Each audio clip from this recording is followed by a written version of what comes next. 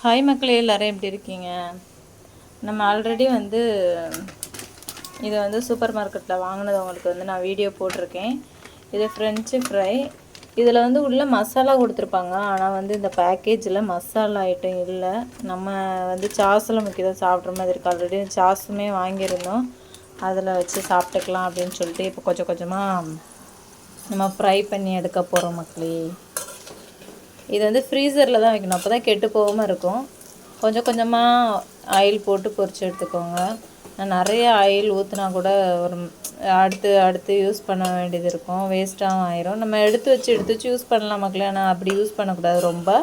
அதனால் கொஞ்சமாக தேவைக்கு யூஸ் பண்ணிவிட்டு அந்த ஆயிலை இது பண்ணி இது கடலெண்ணெயில் தான் நான் இது பண்ணுறேன். உங்களுக்கு பார்த்தாலே தெரியும், அந்த பொரி நல்லெண்ணெய், கடலெண்ணெய், தேங்காய் எண்ணெய் இந்த மாதிரி ஐட்டத்தில் தான் இந்த மாதிரி பொங்கி வரும். எண்ணெய் உங்களுக்கு டிஃப்ரெண்ட் தெரியும். இந்த எண்ணெய் பொங்கி வரும், தேங்காய் எண்ணெய்லேயும் பொங்கி வரும், நல்லெண்ணெயில் இந்த மாதிரி பொங்கி வரும், கடலை எண்ணெய்லேயும் இப்படி பொங்கி வரும் பார்த்துக்கோங்க. மற்ற எண்ணெயில் அதுக்கும் இதுக்கும் உள்ள டிஃப்ரெண்ட் இது தான். அது நம்மளுக்கு நல்லது உடம்புக்கு. இப்படி கொஞ்சம் கொஞ்சமாக போட்டு பொரிச்சுக்கிட்டு எண்ணெயுமே வேஸ்ட் ஆகாது. இன்னொரு பக்கம் பார்த்திங்க அப்படின்னா கருப்பட்டி காப்பி.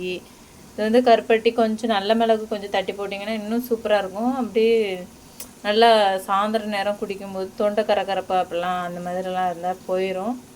இதுதான் மக்கள் இன்றைக்கி எங்கள் வீட்டில். பாய்.